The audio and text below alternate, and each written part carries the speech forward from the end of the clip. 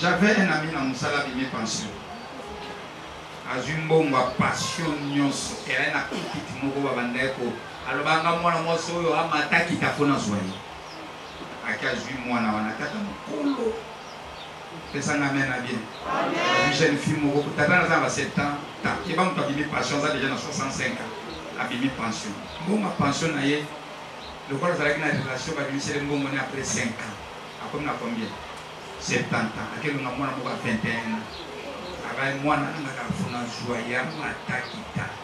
Azu mwana wana akena ye na hotel. Na mbongo nyonso a passion.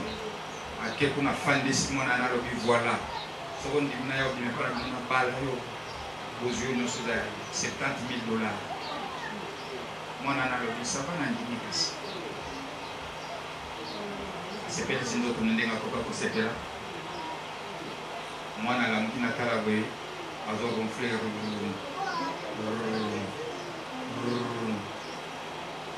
akele malati bilamba juniors. Tata l'oni toi l'oni. Par quel genre de terre que tu sèmes? Par quel genre de terre que tu sèmes? Ozolona na mabeleni. Na loba ka on est bandé.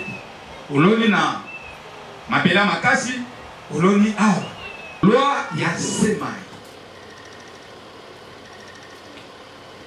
Ne rêve pas d'être grand si tu n'as pas semé la grandeur. Ne rêve pas d'être puissant si tu n'as pas semé la puissance. Ne rêvez pas avoir l'argent si tu n'as pas semé l'argent.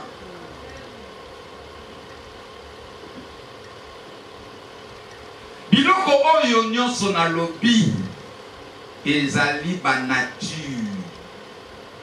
Na kati na yango eza na bomoi. Na kati na yango eza na mato ya koyoka. Na kati na yango eza na miso ya komona. Motuma ko pesa na amen. Amen. Loi ya semence. Il sa voisin ezalaka na période. Il sait bien ezalaka na période.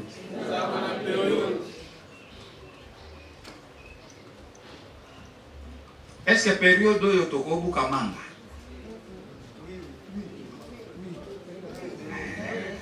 Na toutes les questions, nous avons besoin de réponse.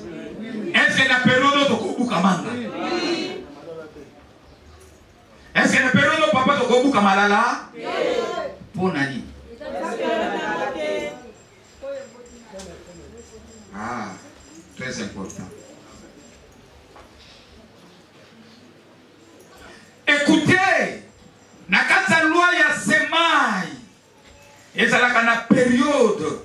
Na bato nyonso tu bazolona na nzoto ya basali oyo kobimisa yango nde mokili oluka. Amen.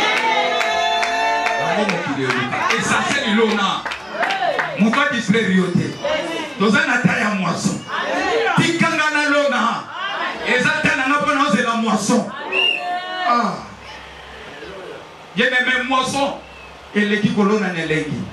La Bible on dit balona kana passe na motoki nela to toka boy na kolela ah biloko yo moi makasi ozolona nyoka sio ozolona boerere pambele zokisio ozolona papa wekatio mais mokola kolona tu dois oublier. Non, je dis à quelqu'un tu dois oublier. Je dis à quelqu'un tu dois oublier. Est-ce que je parle à quelqu'un? Dans la moisson, il faut comprendre par quel genre de terre que tu sèmes. Aloni bilanga. Attitude à moloni bilanga tant bazana bilanga zo sa musala. Un, à la salité, à la bizarre. Mtaochaeka. Mtapusa pembe na ye. So pusa na boyoke kutu solani.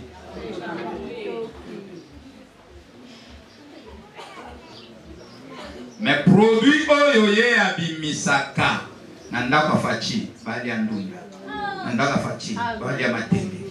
Oh, nalongola ka bango na bombe na lekisi bango aéroport na koti tiki kole na kati mama bayaka badomine na obino komona na bilawa o bakotaka 4 équipes 5 équipes 10 églises et 10 cultes so na zwi téléphone na yebisa dans la conférence yaka oza lignée akolongwa kuna koya aolanda nga te nazana linga nazaka te na sapo.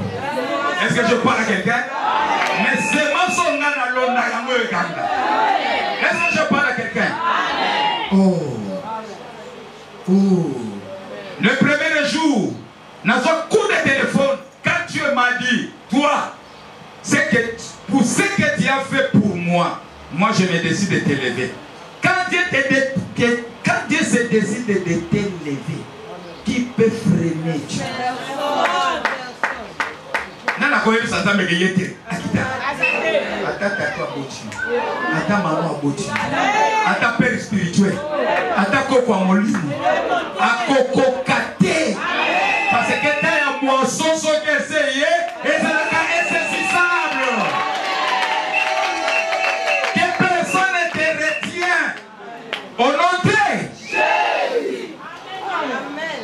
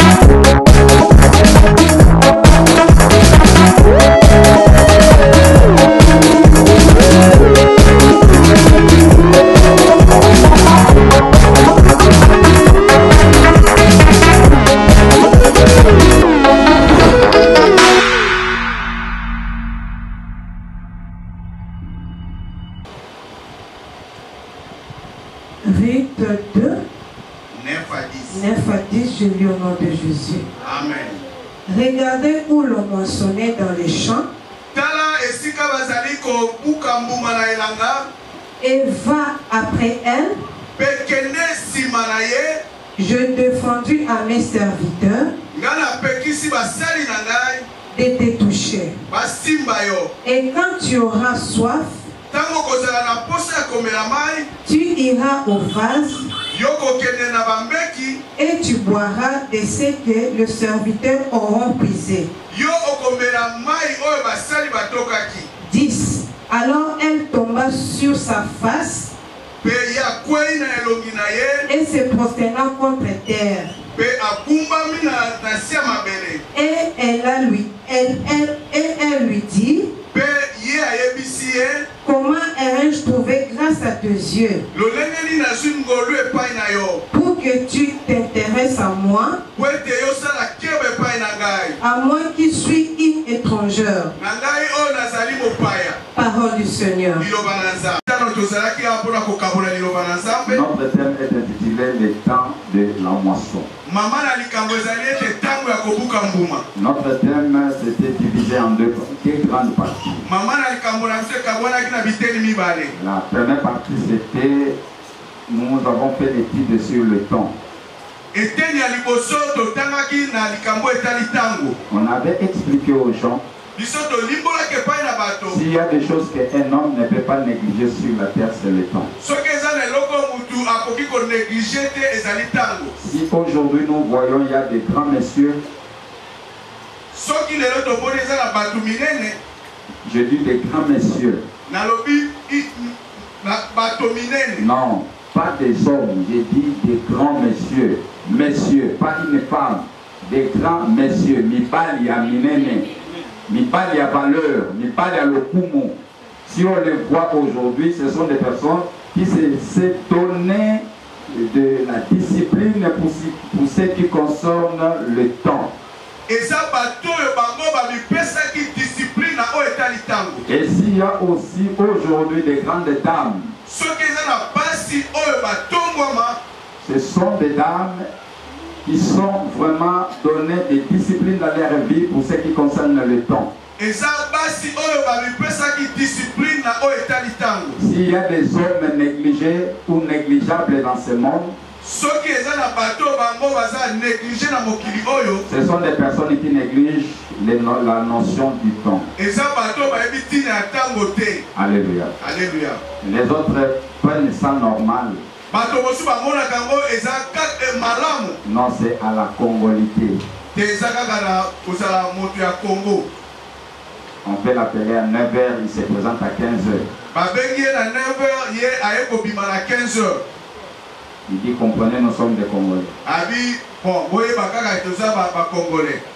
Mais si tu te trouves des personnes sérieuses, si tu t'appelles à 9h, si tu te présentes à 9h 5 minutes, il ne te reçoit pas. Est-ce que je parle à quelqu'un? Il ne te reçoit pas. Parmi les hommes sérieux, l'Éternel notre Dieu, il est le premier. Si Israël est aujourd'hui ce qu'il est, parce qu'ils ont négligé cette notion de temps. Quand ils étaient visités par Christ, et ils l'ont négligé. Voilà pourquoi avant que Jésus meure, il a dit ceci: malheur à vous Israël, parce que vous n'avez pas le temps de discerner les jours où vous étiez visités. Merci. Nous avons eu le temps de parler sur le temps ce vendredi-là. Nous étions obligés de toucher des points essentiels. Et aujourd'hui, sans perdre le temps, nous voulons parler sur la moisson. Par définition, le moisson, c'est le caractère, c'est un caractère qui est désigné par la loi.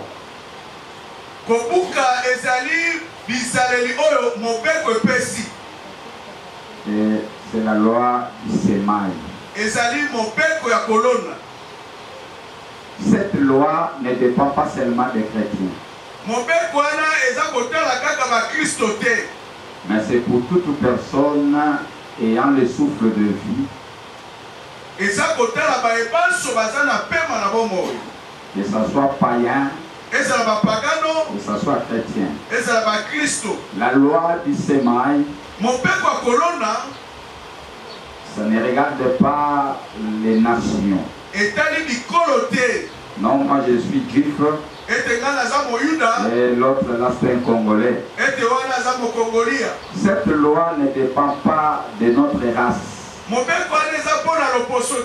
Non, moi je suis blanc et l'autre c'est noir. Mais c'est pour tout le monde qui mettra ces lois en pratique. Dans ces lois, Dieu est au milieu. Il ne regarde ni à gauche ni à droite. Vous pouvez être 5 personnes dans une famille. Si 2 personnes négligent la loi de la sémaille, et les 3 qui ont pris en considération cette loi, ils verront la mettre dans leur vie. Peu importe leur âge, peu importe leur beauté ou quoi. Dieu n'était pas contre de tout ça, mais Dieu tient compte de la personne qui écoute et qui met en pratique. Pourquoi la pauvreté dans nos églises et dans nos familles? Parce que dans nos familles et dans nos églises, nous avons des catégories de gens qui veulent les récolter là où ils n'ont pas semé. Il y a des personnes qui négligent la loi du sémail, mais ils sont attentifs pour la moisson. Mais écoutez ce que la Bible nous dit. Dieu dit, je suis un Dieu, je me diffère avec les hommes. Moi je ne suis pas un homme pour mentir, ni fils de l'homme pour se repentir. Écoutez ce qui est encore plus grave. Je suis derrière ma parole et pour l'accomplir. Qu'est-ce que Dieu avait dit par rapport à cette loi du sémail? C'est lui qui sème, il ne va pas sonner. Si tu sèmes l'argent, tu moissonneras l'argent. Si tu sèmes la patate, tu dois moissonner la patate. Si tu sèmes les manioc, tu dois récolter les manioc.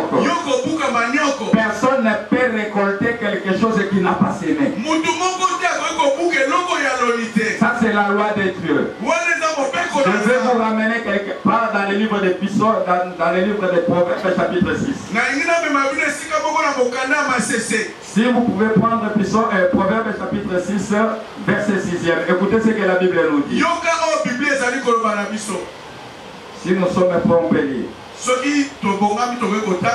Si on n'est pas prêt, si moi je suis prêt, je lis pour la gloire de Dieu. Proverbes chapitre 6, verset 6, je descends. Proverbes 6, la Bible nous dit, va vers la fourmi, paressez, considère ses voies, et devient sage. Elle n'a ni chef, ni inspecteur, ni maître. Elle prépare en été sa nourriture. Elle amasse pendant la moisson. De quoi manger. Paresseux. Jusqu'à quand seras-tu couché? Quand te lèveras-tu de ton sommeil?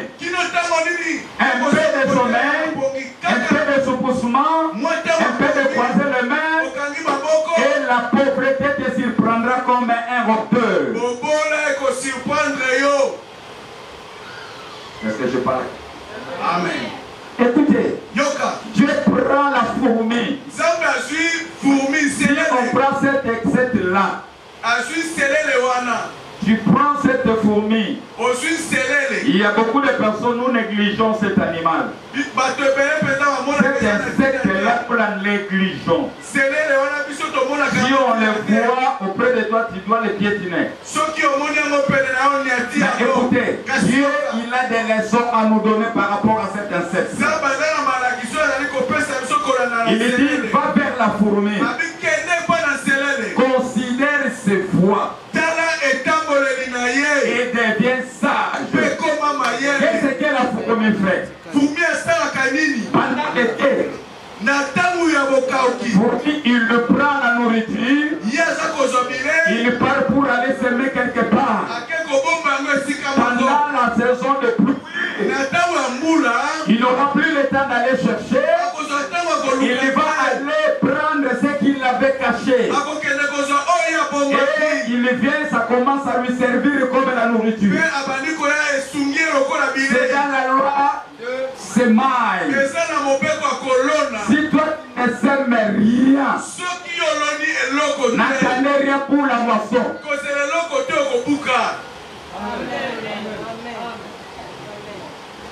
Si toi tu passes tout le temps à la permanence, tu penses que le Saint-Esprit descendra. Je veux dire à quelqu'un, le Saint-Esprit était déjà descendu depuis le jour de la Pentecôte.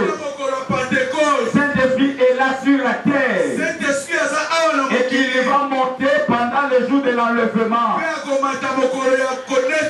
Dieu a tout fait. Il a dit, il a travaillé pendant 6 jours. Et le 7e jour, il se reposa. Tout ce que toi tu peux chercher, ce n'est pas dans les cieux, c'est déjà sur la terre. C'est que Dieu a tout à notre charge et à notre disposition. Mais si toi, tu continues à rêver, toi, tu continues à dormir, tu dis que au Congo les choses ne marchent pas. Mais je vais t'informer, si au Congo, les gens voyagent chaque jour. Ils prennent l'avion, le matin, ils partent à Paris, et demain après-midi, ils reviennent à Kinshasa. Il dit que non, à Kinshasa, il n'y a pas de travail. Maintenant, je vais t'informer, pendant que toi tu rêves, il y a des gens qui construisent des étages. Des immeubles. Est-ce que je parle à quelqu'un? Le problème, ce n'est pas le temps de rêver, mais ton problème, c'est le temps de te lever pour aller s'aimer. Il faut que tu te lèves pour s'aimer. Je veux dire à quelqu'un, nous avons lié. Si tu veux être fort spirituellement, confiez-vous à Dieu. Est-ce que tu veux réussir dans la vie? Confiez-vous aux hommes de Dieu. Pourquoi aux hommes de Dieu? L'homme de Dieu va vous enseigner. C'est que moi je vous enseigne. Il ne faut pas croiser les bras. S'il faut vendre la paix, vendez. S'il faut faire la siragerie, fais-la. S'il faut faire les porteurs, fais-la. Essentiel dans ta vie, que tu ne manques pas quelque chose. Que tu ne sois pas un mendiant. Que tu ne sois pas un flatteur. Un flatteur vit au dépend de celui qui l'écoute. La main qui donne domine ainsi la main qui reçoit. La main qui reçoit est en bas. Et la main qui donne est en haut. Mais jamais que ta vie reste toujours en bas. Je peux être en bas aujourd'hui.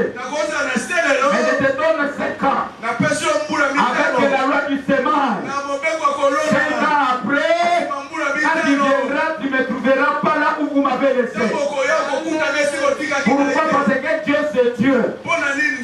Il est celui qui fait sur ses paroles. Est-ce que je parle à quelqu'un? Est-ce que quelqu'un peut acclamer pour la gloire de Dieu? Quelqu'un peut acclamer pour la gloire de Dieu? Ruth voyait Naomi. Ruth, elle s'est dit à elle-même, je dois s'aimer dans la vie de cette femme. Je Je dois venir après. Là où je dois vous parler sur les différentes terres de la semaine. Non. De différentes terres de la semaille. Ah. Bon. Que mon Dieu te bénisse. Va t'asseoir. Et Naroba qui boite. Naroba n'a pas parce que mon interprète est empêché. M'aider. Alléluia. Et vous savez, dimanche passé là, j'étais invité à l'église. Et l'interprète, comme il est malade, je demande qui peut m'aider. Il y avait une dame là. Ah, cette dame m'avait étonné. Elle avait interprété, c'est comme si il était habitué avec moi. Je disais ceci. Rite aloba kinafona lona nanzoto mwasio. Mwasio mona. Naomi. Il y a des différentes sortes de terres. Et balonaka na les autres cachés, on a bien été. Balonaka na mabele na sotude sa projet. Sa projet mabele na sotude de balonaka. Nana tanga Bible, c'est l'histoire. Il y a un semeur. Dans la Bible sur l'histoire, il y a un semeur. La Bible nous dit ceci, je vous rappelle en passant. Un semeur sortait pendant qu'il partait sur les longs des chemins. La Bible nous dit qu'il partait pour s'aimer. Mais pendant les longs du chemin, une partie de la semence tomba en cours de route. Une autre partie tomba dans le milieu pierreux. Une autre partie tomba dans le milieu des épines. Et une partie tomba dans des bonnes terres. Et ça m'amène à dire. Amen.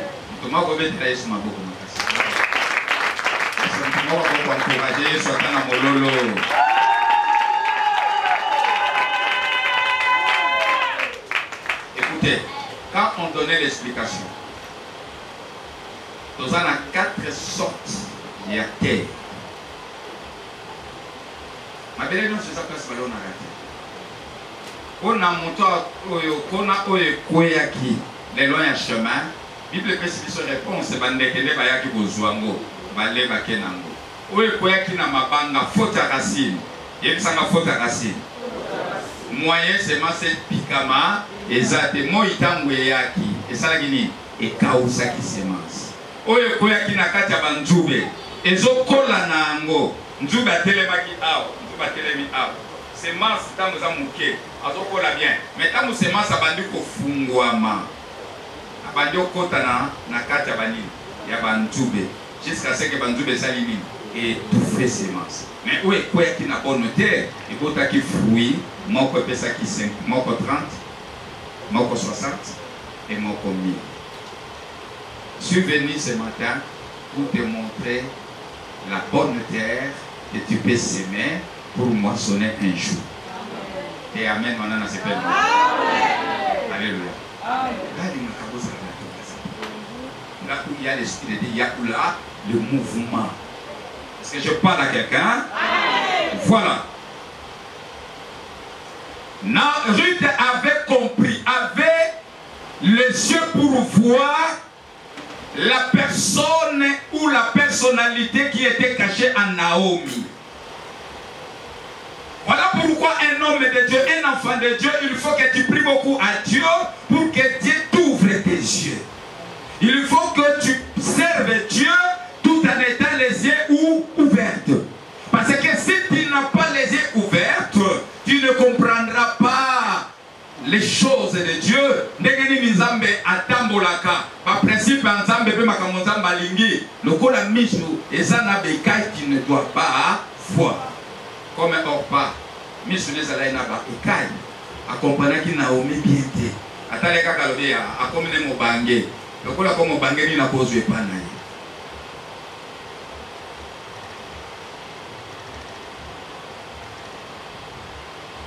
La loi du semail est la loi oyo ekolongola inhibité, ekolongola honte, ekolongola réduction, ekolongola kibobola, ekolongola buzoba oyo balatisaki yo na nzoto na kati ya libota na yo, na kati ya quartier, na kati ya baninga pe loi ya semaine ekoya kopesa yo valeur, ekopesa respect, ekopesa yo considération. Écoutez, les Français disent que la sagesse d'un pauvre est méprisable.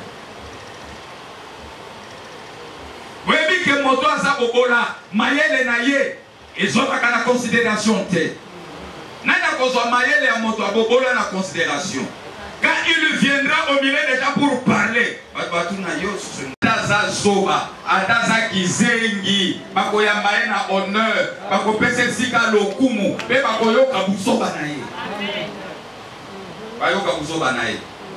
Bayoka Buzoba naye pour nani? Pour Azana Mbongo. Bien aimé, je vais dire à quelqu'un, la loi du semail, et c'est l'homme qui négligé tel nabi na yo. C'est quelque chose de très important dans ta vie. Pour nini, moto okufa na Kinshasa, moto aza na musika na Paris, babenge na 5h, yo bazo peso information na 19h30. Pour bayebi, moto aza na Paris, soto bengie, a continuer na so 500. Mais tata wana mama wana, soto bengie aye awa, akosenga muke otozana ande kwa topesa. Non, non, comprendre bien. Amen. Biro zande makamabe boye. Papa diga nous allons avoir boye. Moi j'aime quand je parle na okaba amen. Là vous me donnez l'onction et le pouvoir d'avancer, d'aller. Mais ce que vous montrez là boye, na otikana. Bayebi que quand tu viens, ozonga ndengo ya kite. Boko solo la bien comme na zuka, oh non, on a na transporter. Moi ma kapel 5000. On a 5000 bokesa. Tout ça pourquoi? Parce que tu as négligé la loi du semail. Il y a mis sa voisin ne négligez pas la loi du semail. Très important dans la vie. Est-ce que je parle à quelqu'un? Et deuxième point. Il y a mis sa voisin, deuxième point. Quand il s'aime, il faut être patient. Comme ça, la locola va qui note et boucalelo. Amalelo.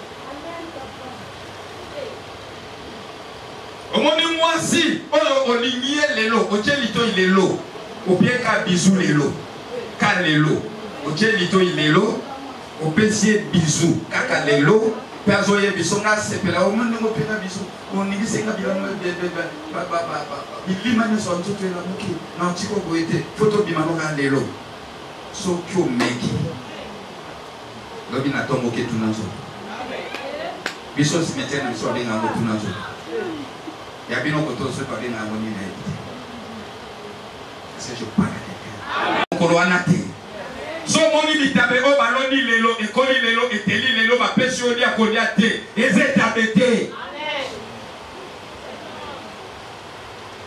Yebisanga loi ya semail ezalaka na patience.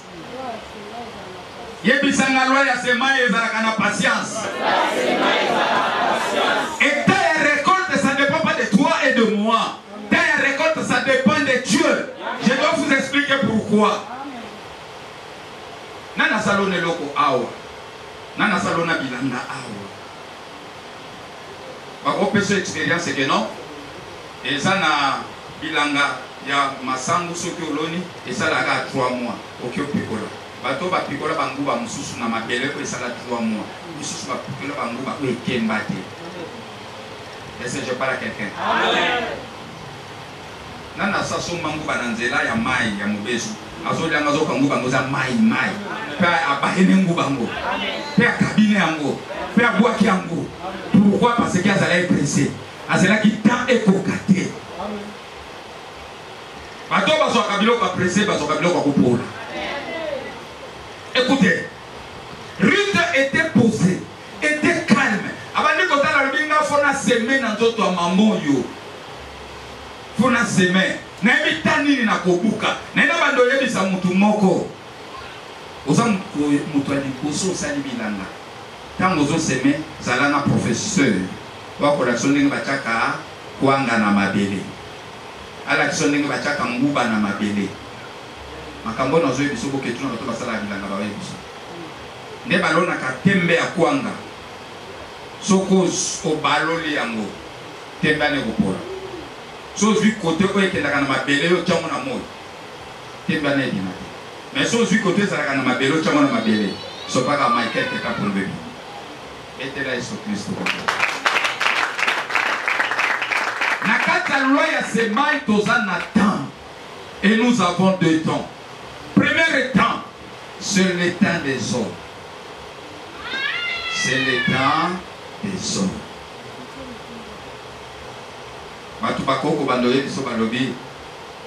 Elango ya nani nguba oyo makase ezalaki vert sekomi rouge. Elingi koloba nguba na sesali nini? Ekomeli. Mingi o balanda conseil ya batu basala ba fausse affaire. Amen. Mutu amonaka likolo. Nzamba amonaka na sima. Amen. Est-ce que tu parles à quelqu'un? Amen. Si on t'appelle sur le conseil, Picola Nguba na yo tomoni esi kembi. Mais quand on y a du bosso, il y a mi balo. Teta, tiana monoko. Soko yoki ke kembi, Picola oetika. Mais sur salaire, pour la bateau balwaki ke temps ekoki. Que no Picola nyonso. Na makanisi no so sala ki calcule à 10 sacs. Oyotika na sac no. Amen. Kamba pambola. Amen. Moto aza limité, moto aza na barrière. Omonenga na telemi awa, makambo ezoleka na simamir oyo na komona ngote. Ata na prophète. Na bando yesa mutu moko. Nzambe anzamba tikala ka nzambe. Apermetaka makambo oyo mususu akotsamu na disposition ya batu.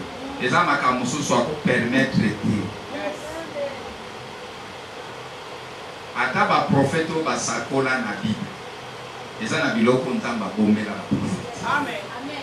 Abando fungolela yo biloko moko to bando ki. Na Bible toza à peu près na 3 catégories de prophètes. Il y a des prophètes oyo bamona Yesu koya na ye kaka ndenge abotamaka na nzela Marie. Est-ce que je parle à quelqu'un? Amen. Eza na ba prophète mususu deuxième catégorie. Bamona Yesu ndenge aya na deuxième venue na ye na enlèvement akotikala na mapata. Est-ce que je parle à quelqu'un?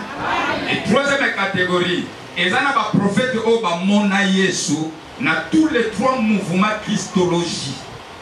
Je parle à quelqu'un. Naissance, enlèvement et l'épiphanie pour la règne millénaire. Na ba prophète o bamona tous les 3 phases ya Christ. Ezaka Daniel, Isaac Isaïe, Esangamen na bien. Amen. Ezanani Jean na Ilani na Patmos. Tous les 3 phases. Mais ce qui est un prophète Joël, pas un prophète, n'est-ce pas ça? Amona makambo na niveau na. Mais yoka parmi ba prophètes nyonso wana. Ezana biloko mosusu nzamba kangela même Jean porte. Jean Fanda lobi na yoki mongombo ebeleli anja gangi alobi na ngai fungola na fungoli pe na tali na moni. Mais na moni cet honneur. Tango na moni na lingi na fungola pe na koma nzamba yebisi nga ferme. Nana ko betele so Kristo mali. Donc à moni me makambo eza na kati. Eh bien ngoto. Est-ce que je parle à quelqu'un? Faites attention. Il y a des églises où on va enseigner même un bateau sur les 7 étoiles tonnerres. Ils sont dans la fausseté. Je suis un eschatologue de formation. Ils sont dans la fausseté. Ne les suis pas. Ce sont des branamistes. Mais yo kanga bien. Bato baye pa Yesu bazotu na Yesu dis-nous quelle sera la fin. Yesu Yesu bamoni. Pour ce qui concerne la fin, je ne connais ni les jours ni l'heure. Qui connaît tout? C'est le Père qui est dans les cieux. Yenda fixa makambo son atana yepe na ndenge. Je veux dire quoi? Tu peux être prophète surnaturel, mais tu ne sauras pas à être dans la sommet de Dieu. Pour ceux qui ont ma commission à sommet naïe, c'est-à-dire différence des sous-soutés entre yo naïe, pour comika kandenge moko. Oh, asia loba je suis un déjà. Nabingaka jamais na partager gloire na ngana mutu. Nabingaka te mutu azwa par na ngai akoma lokola nga. Nabingaka te likambo koisa satana na mabele yango wana. Il avait dit quoi? Je monterai, je serai semblable à lui. Abia Yeba Soria, je monterai. Kitana Nomasi. Acclamez pour la gloire de Dieu. Mais il est très important, je dis bien très important, de s'aimer dans la vie d'une personne. Pourquoi? Parce que c'est Dieu qui nous a donné cette opportunité. Zambene apona bilongi moko boye, apona batu moko boye. Alors que non, biloko salaba Naomi va représenter nga. Et Dieu a donné l'ordre aux gens de faire tout ce que vous pouvez faire pour moi, faites ça pour eux. Voilà pourquoi j'avais dit ici, il y a un Naomi.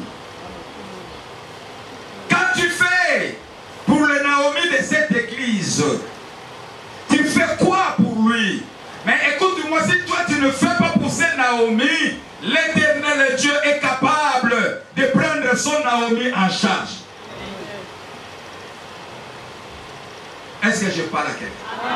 L'Éternel Dieu est capable de prendre Naomi en charge.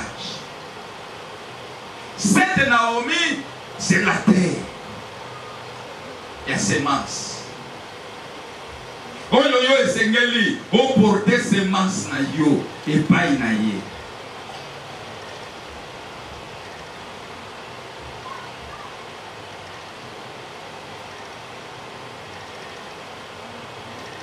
Kayaman et ceci. Et salamaka kambala moko depuis que mokileza mokili. Nazoye biso mutu moko. Ato matina makengengi. Ato kelu zizila. Olobi ke rwana na mbongo te. Na senga miracle. Mbongo utalikole kwelanga. Chuma tozana permanence. Tanto zokola. Nakata musalanza. Tufandi tobi me. Balobaka Moïse akolelaka. Mane utaka likole kuyaki. Est-ce que nzamba za capable de? Yakita to ba pakia ba dollar ah.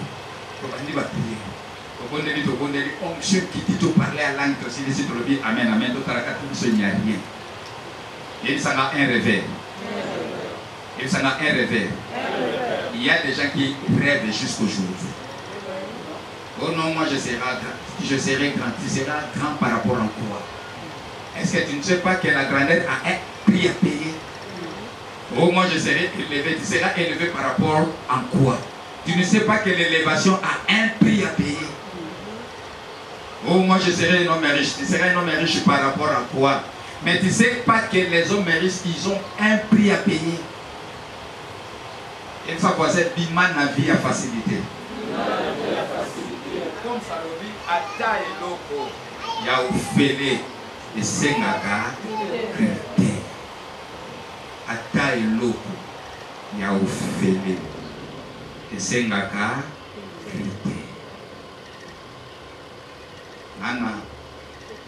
Eloko na ngana ina kapela mutu na bandota la critère na pesa na azana ba 50 na eba ina bango na bandota la critère ande bona za la kapia la sona kele ba simanga sona bengi ya repondaka makamuna na pina za na kate eloko funa pesa a pesa ngo par rapport à critère wana de prix oyo ndeko wana a payer pour na recevoir eloko azana.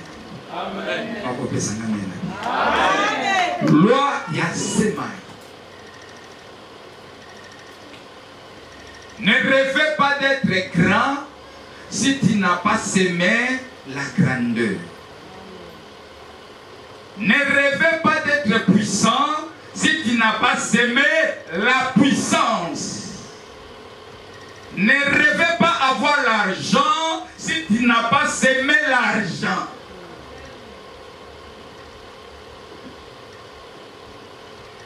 Biloko oyo nyonso na lobi ezali ba nature. Na kati na yango eza na bomoi. Na kati na yango eza na matoi ya koyoka. Na kati na yango eza na miso ya komona. Moto moko pesa nga amen abi. Amen. Loi ya semence. Il dit ça voisin dans la période.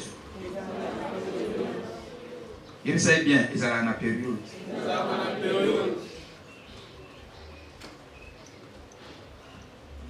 Est-ce que période où tu as beaucoup de manga?